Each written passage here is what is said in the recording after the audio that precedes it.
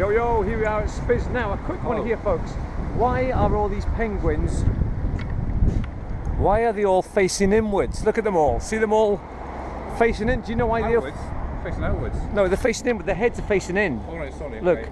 Why is that, folks? Why do their beaks all face in? Do you know why?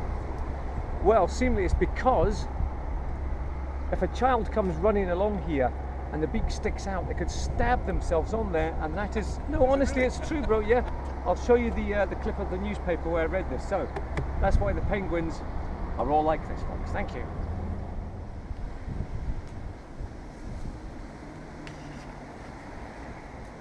Yo, yo, folks, here we are at the new SPiS Bridge. What's it officially called? The SPiS Bridge. No, is it not called something else? Oh, is it? No, no, it's a bowstring design simply, Yes, folks. yes. So here we go, SPiS exclusive. We're going urban today, folks. Here we go.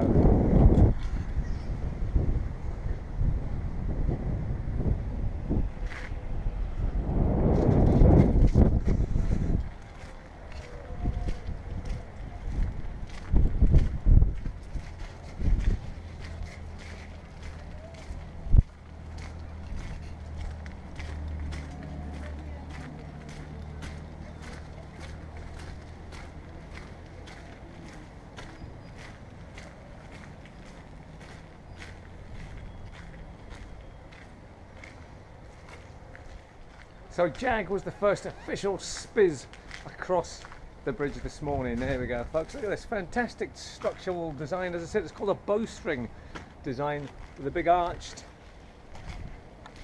design there. Fantastic. Oh, bro's speaking to somebody. So there we go. That was the SPiS Bridge with its broken lift. Yes. Quite hard to say that, SPiS Bridge for some reason. I don't know why, but anyway, we're going to go now have a look at this unusual structure over here. Look how very modern that looks. Very unusual looking thing indeed. And that's made up of containers. What's it made of, bro? Containers. Containers. All right, okay. So there's another, there's a hotel made of containers somewhere in Scotland. I'm not sure where it is. Looks very Swedish design, isn't it? Yes, sponsored by here. Right, well here it is. Pixels Inc. on the bottom there.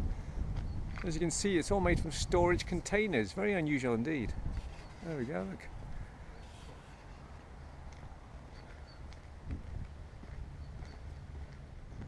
So folks, are these the homes of the future? As you can see, I mean, bro and I just said we'd be quite happy living in one of them. Just open the windows in the morning and it's just so, what's it? See, just metal. Let's see what it says here, what have we got here? There we go. Now you'll notice that's got number 1 on it. So are they planning a number 2 and a number 3 in this area here? The SPiS area of Dundee. Look at it, it's all seems to be getting regenerated. Look at the modern flats over there. But mind you, you've got an old steeple up there, but then you've got the steps over that way as well. Look, so it's all happening here in the SPiS. Right, here we are on the SPiS steps now that lead up. Wait for a boot camp, going up and down it. On you go then. I know.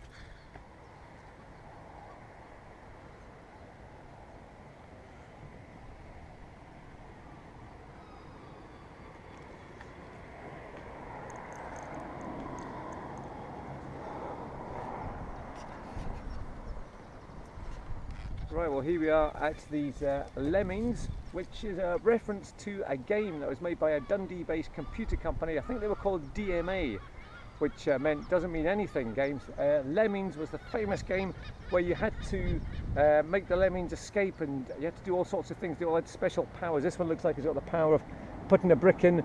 This one looks like it's got the power of climbing, and this one has the power of searching. So look up Lemmings and you'll see what it's all about, folks. There we go, the famous Lemmings of Dundee. Thank you.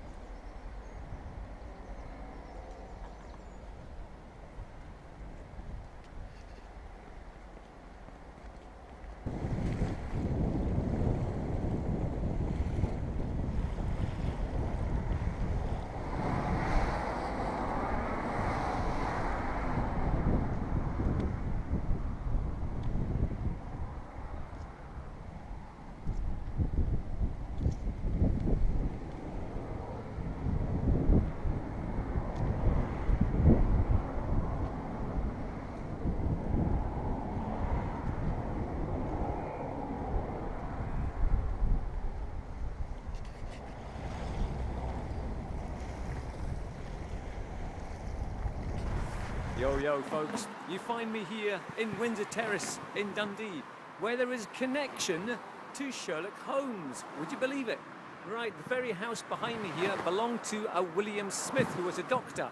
Now, Conan Doyle met him in 1880 and they studied together as sort of medical practitioners under a chap called Dr. Joseph Bell. Now, Conan Doyle was so impressed with Dr. Bell's ability to deduce what was wrong with people by just looking at them that he created the character of Sherlock Holmes.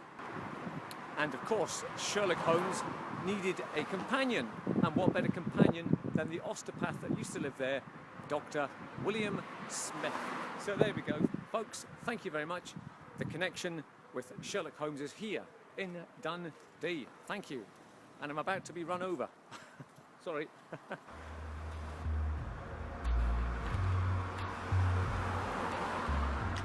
Now folks, after that exploit of filming about Sherlock Holmes and Dr. Watson, we have come here to look for electricity. Indeed, we've come to look for Lecky.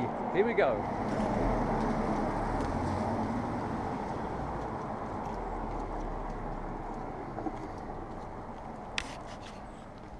Now we're here looking for the grave of James, what's his name, bro? James Bowman Lindsay. James Bowman Lindsay, who 40 years before Thomas Edison invented the electric light bulb, he proved that there was a constant source of electricity that could power something like an electric light bulb. So, here we go. In here somewhere is his grave.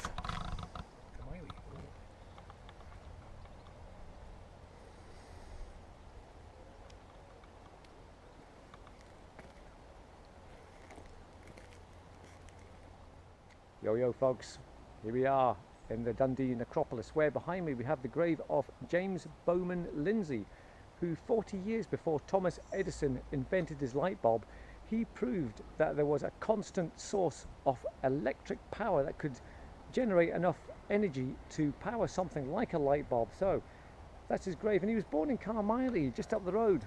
Here he is, James Bowman Lindsay.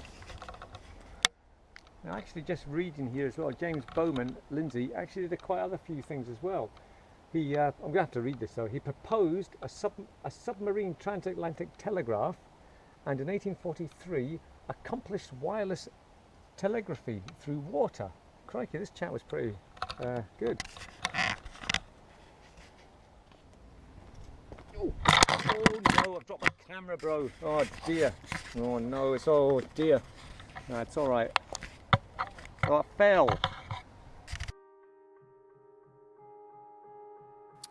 Yo folks, well, as we were talking about DC Thompson on our page just over the last few days, here is his grave. We've stumbled across it in the Dundee necropolis. There we go.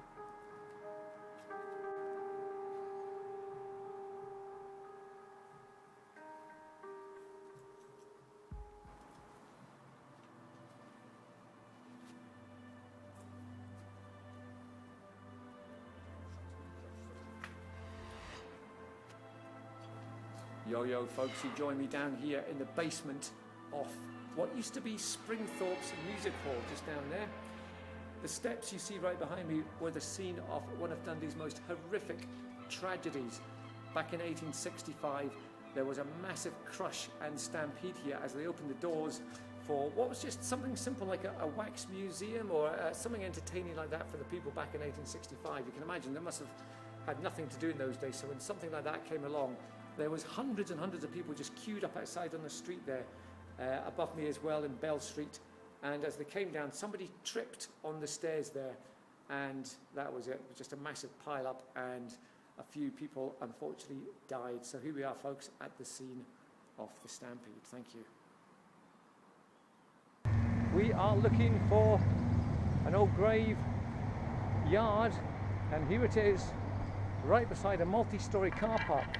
We have some graves right here. Look at this. It's a haunting graves. There we go.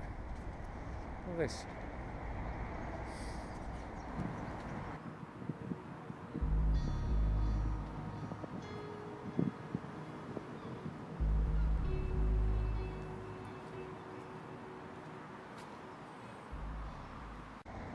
Now, just recently, one of our subscribers, Mike Simpson, hello Mike Simpson, he was here doing some photography and he was on the roof. He heard somebody wailing and screaming. He was petrified. He down tools and he went. So Mike's a big tough guy. So let me just wipe that. So if Mike's scared by it, then you know there must be something up there, folks. Anyway, here we are at these graves. These are the graves of, there's only 5 of them here, but the one that's of most interest is this one here. The infant son, David. He is the one that seemingly is the one that cries and wails. This is what they hear in this very alleyway here, the cries of the child.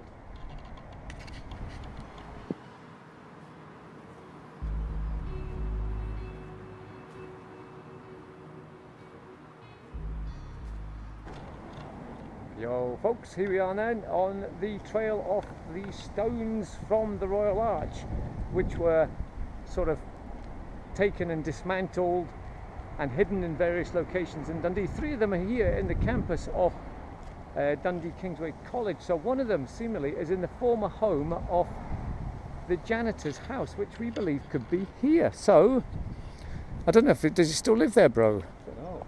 It said you can just see the top of it. Was that it there, bro? There, maybe. Oh, that might be it. Yeah, that'll be it. Okay. Right. What do you think? Should we get in there and have a look at it properly? Let's have a look. Right. Oh, bro's actually going in. There he is. Right. Right, folks. Well, look, we found it. This is one of the stones from the Royal Arch. Look, you can see there's a definite, really square bit there. That would have been where some of the foundations probably would have gone, bro. Yeah, look, and it's quite square. Look. Is the top of the bottom of the I think. Don't know. Very exciting here. Look what we found, folks. Excellent. Here it is. This is. When was the Royal Arch made or built? 1800s. Right.